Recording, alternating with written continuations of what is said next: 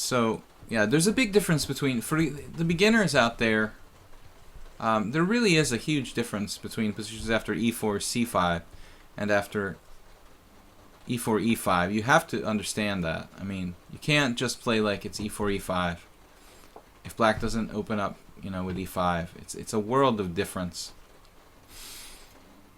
So now I feel like I'm castling into an attack if I play here castles. So I think it's good to be a little bit prudent. You can't just play whatever you want. I didn't mean to highlight that. Square and bishop e3. Not really a good idea for white, because you trade off pieces. Although you open the f line, it's not enough for white. It's not enough to justify trading off one piece that could be one of your more sort of useful attacking pieces. So your pawn or piece down, you need to keep the pieces on the board. And here we have g6, which should be the safer road, I think. Can also play knight e4.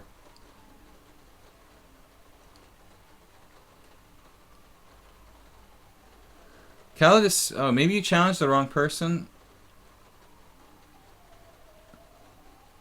Why is my challenge not there? Yeah, did you play another game or something? This is happening a lot lately. People are complaining that I didn't accept their challenges, but many times it seems like their challenges are like disappearing.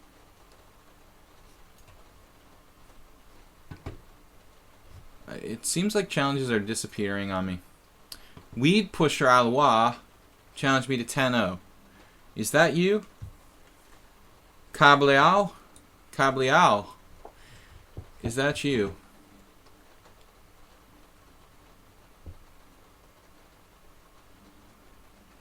Queen h6. And I know Marcin likes the mate. You know, he likes to play for mate.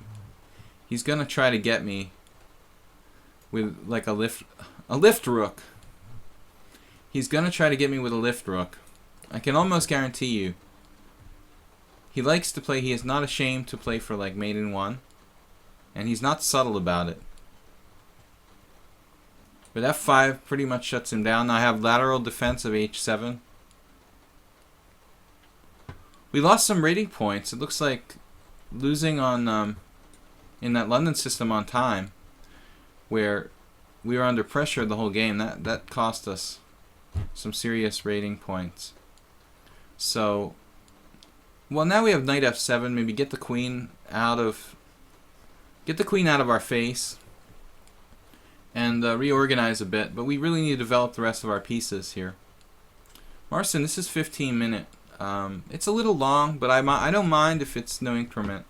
That would be the kind of longest I'm going to play. Yesterday we got, in the evening sort of stream, we got a challenge to 15-5, and I mistakenly accepted it, but it was just extremely long. So I'm going to recommend you guys to challenge me to like 10-minute with a 2-second increment, or maybe 5-minute with a small increment.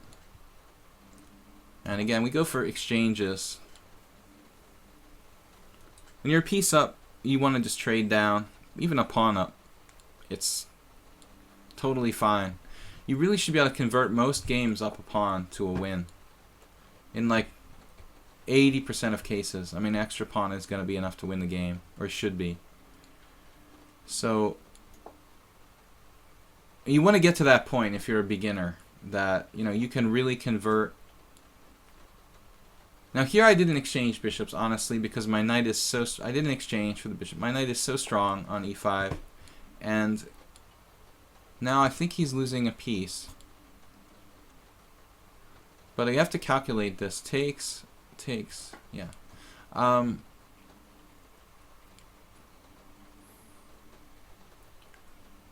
Yeah, if you're one of the beginners watching the stream, you want to get to the point where you can really, win the games based on like one extra pawn. And if you can do that, you're really making a lot of progress.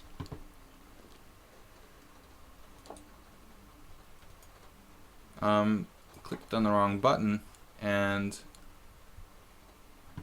so yeah, d7 is protected, and even if rook d1, knight takes e5, knight takes e5, rook d1, We have queen b5, even if I didn't have a knight in e5. So, GG Marcin, you gotta be more cautious in the opening, a little more careful in the opening. Because Marcin, I think that you're good, like tactically attacking, just that you're kind of careless in the opening stage. Okay, queen e4, try to trade pieces. Opening is very important. You don't want to get a bad start. I mean, you're going to be under pressure the whole game, so you should just work on your openings, and I think, you know, you're going to find that it's going to go a long way. Here, I've got defense. And keep your pieces protected. I mean, all my pieces are protected. Everything except for the pawn on a7. So, you know, no pieces drop off if no pieces are unprotected. No FM yet. Okay, boys. See you later.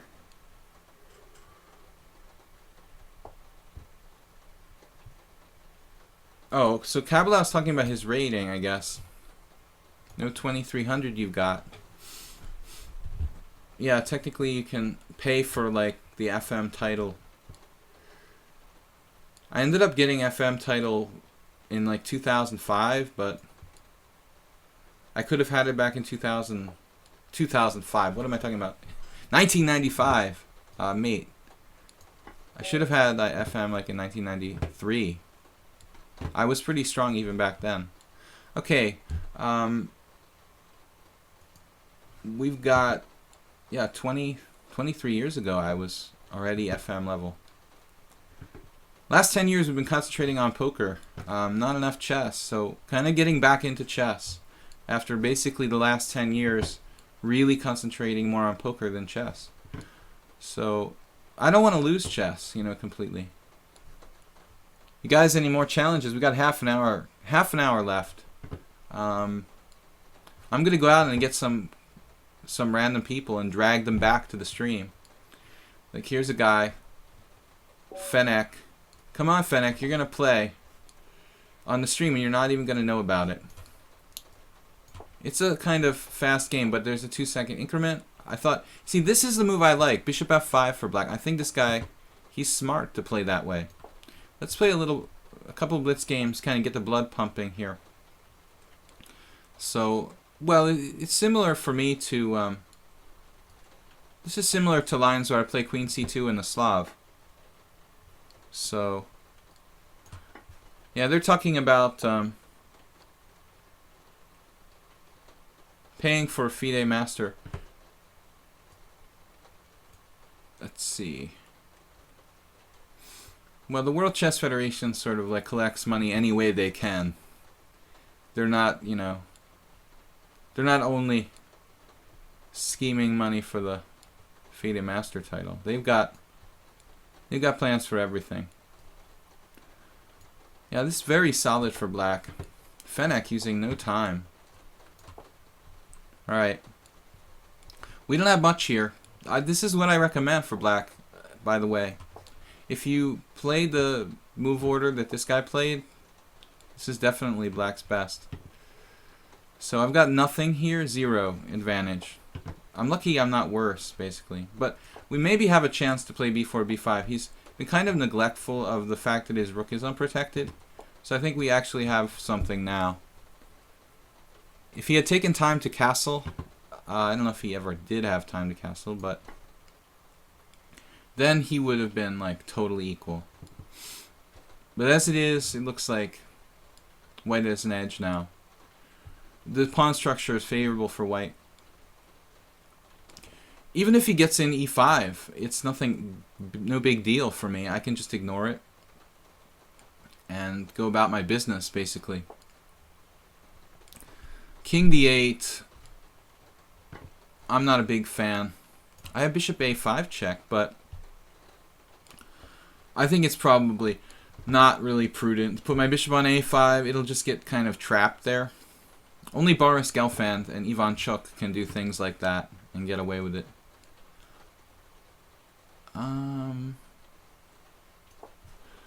Yeah, he's got some counterplay on the king's side.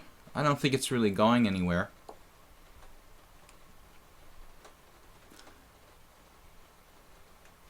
Now, I don't know, but now bishop a5 check starts to look like something.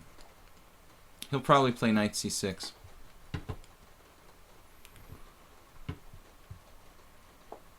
Kabeljau TV, what do you mean your challenge keeps disappearing? I don't understand. Like, where is your challenge? Bishop a5 check. This is pretty strong now. Now we like bishop a5. I was on the fence about it, but it's definitely a positive thing here. Although, it seems like black is still, yeah, he's still got this. He's still, like, hanging around, basically. Knight b3 is interesting.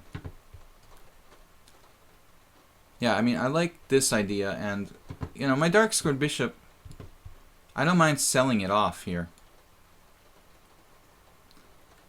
It's like a big pawn. It's a pawn plus. It's a plus-size pawn. Knight a6. And it's time to, well, be careful where I place my pieces, I guess. Use the A-file. We got a pawn structure advantage. He's got a good king for the ending. I've got to give him that. And that should be worth something for black. 2 knights, closed structure, good king. He's hanging on. You know, I didn't really want to trade. Didn't really want to trade those guys. Now bishop b6. Bishop c3 looks like the right way to go here. I want to keep my d4 pawn protected. So I couldn't sell my knight base. I tried to sell my bishop, I mean, the dark squared bishop. So couldn't get rid of it. But we're gonna milk him here. I mean, it's closed, but still the 2 bishops are tough.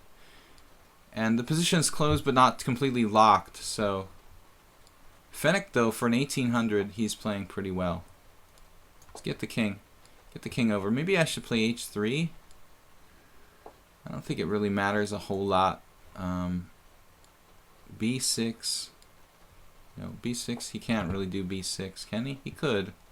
Looks kind of insane, but he might play b6. Still, I think white has good winning chances here.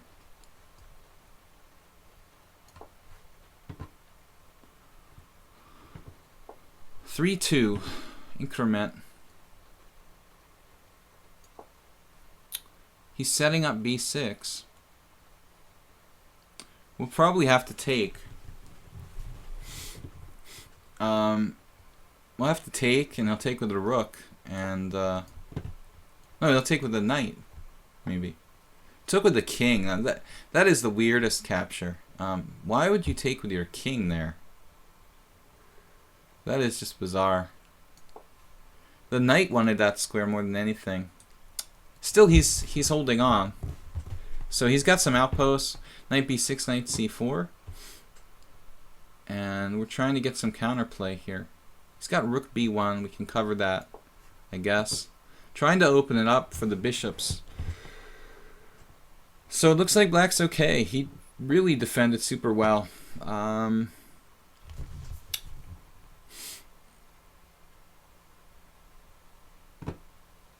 I don't know what to do. I don't want to open up a line for his rook.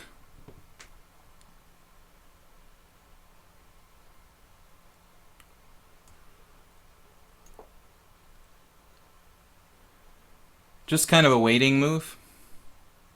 Fennec. Poland. And 3,000 Blitz games. Defended extremely well.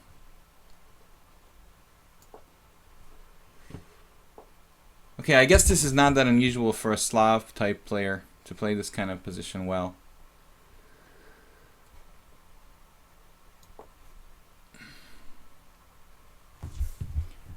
If I could find a good exchange of bishop for knight somehow, maybe.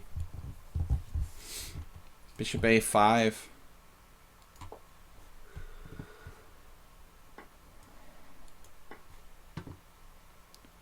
Looks like white's still a hint better, but he had this move. I can